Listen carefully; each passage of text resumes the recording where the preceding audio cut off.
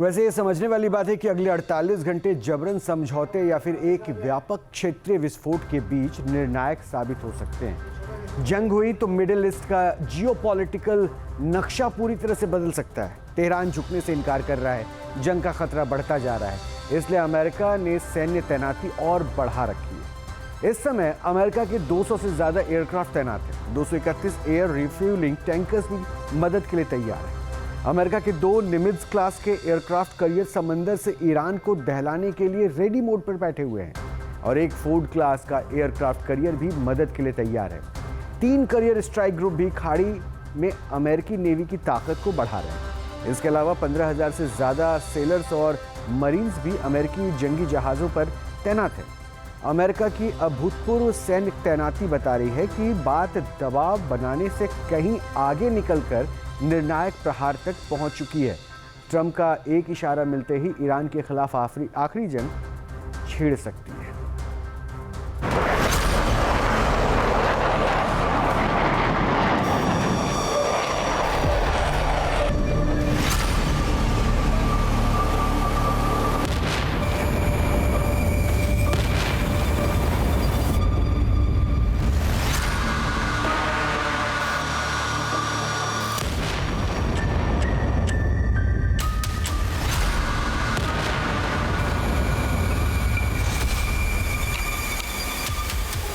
Middle east में तबाही का साया मंडरा रहा है।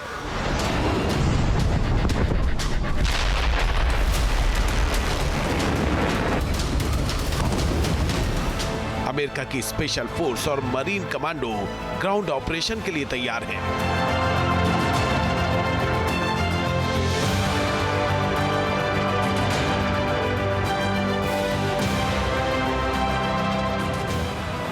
रिफ्यूलिंग टैंकर्स की भी क्षेत्र में आवाजाही तेज हो गई है।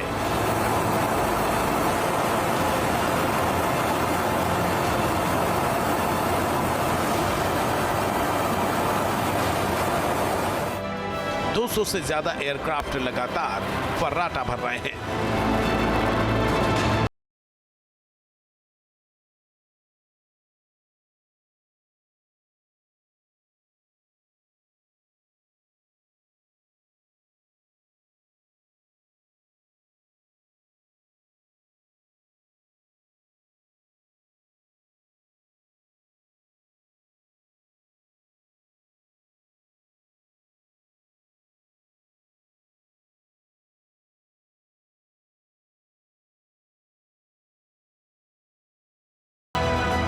यानी अमेरिकी सेना ने ईरान को जल, थल और आसमान से घेर लिया है। एक इशारा मिलते ही ईरान पर निर्णायक हमले शुरू हो सकते हैं।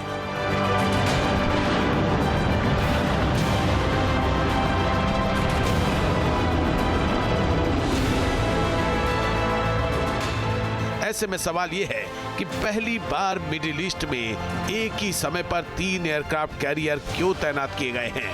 अमेरिका की ये बड़ी तैनाती शक्ति प्रदर्शन है या निर्णायक हमले की तैयारी?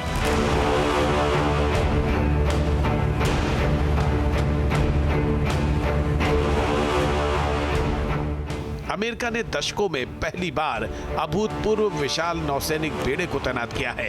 इसी बड़े नौसैनिक बेड़े की मदद से ईरान की घेराबंदी करके दबाव बनाने की कोशिश की जा रही है। अमेरिकी सेंट्रल कमांड यानी सेंटकॉम के परिचालन क्षेत्र में 3 aircraft carrier USS Abraham Lincoln, USS Gerald R Ford और यूएसएस जॉर्ज एच.डब्ल्यू. बुश की एक साथ मौजूदगी है। इसे महज एक नियमित नाकेबंदी नहीं माना जा सकता। ये एक शानदार आक्रामक रणनीति है, क्योंकि इन एयरक्राफ्ट कैरियर्स पर 200 से अधिक विमान और 15,000 सैनिक तैनात हैं। ये तैनाती एक व्यापक सैन्य अभियान शुरू करने के संकेत दे रही है।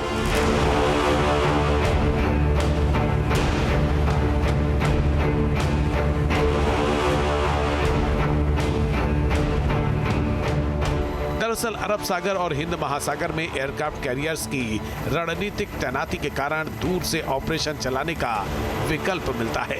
मिडिल ईस्ट में मौजूद अमेरिकी ठिकाने ईरानी मिसाइलों की आसान पहुंच में हैं, जबकि समंदर में तैनात एयरक्राफ्ट कैरियर सुरक्षित दूरी से ऑपरेट कर सकते हैं। यमन के पास गेराडार पोर्ट की तैनाती का मकसद हूती को बेअसर करने और बाब अल मंदेब को बंद होने से रोकना है। इससे सैन्य और तेल आपूर्ति लाइन को सुरक्षित बनाए रखने में मदद मिल सकती है।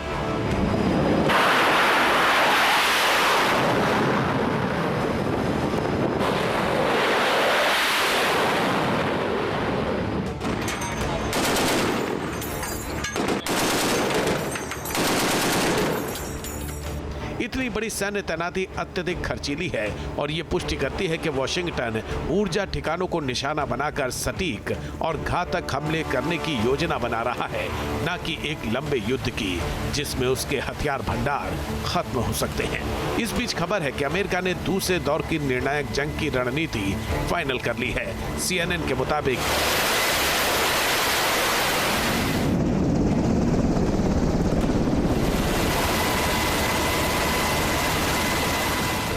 इजराइल के साथ अमेरिका का समन्वय पूरा हो गया है और इजराइल ट्रंप के आदेशों की प्रतीक्षा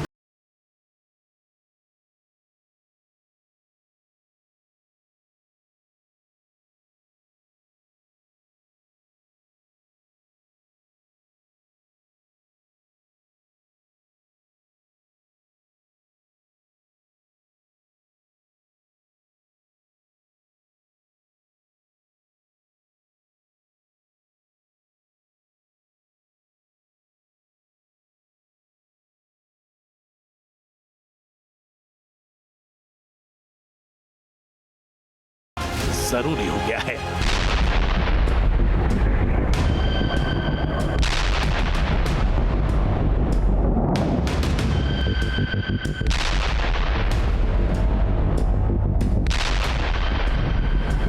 ट्रंप पर घरेलू दबाव इसलिए बढ़ गया है क्योंकि अधिकांश अमेरिकी पेट्रोल की बढ़ती कीमतों के लिए उन्हें जिम्मेदार मानते हैं।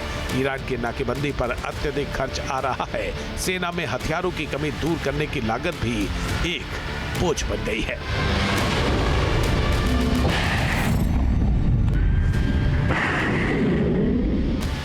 ट्रंप कांग्रेस की मंजूरी के बिना सैन्य बल का इस्तेमाल करने के लिए 60 दिनों की समय सीमा से बंधे हैं। इसका मतलब है कि कोई भी बड़ी सैन्य कार्रवाई इस समय सीमा के समाप्त होने से पहले की जानी चाहिए, वरना उन्हें एक सम्मानजनक समझौता करना होगा। इसी कारण ट्रंप ईरान के मुद्दे का जल्द समाधान निकालने की कोशिशों में जुटे हैं। आने वाले कुछ घंटे इसी कारण निर्णायक बताए जा रहे हैं। मिडिल ईस्ट में एक बार फिर जंगी सायरन बज रहे हैं और सैन्य लामबंदी चरम पर पहुंच गई है।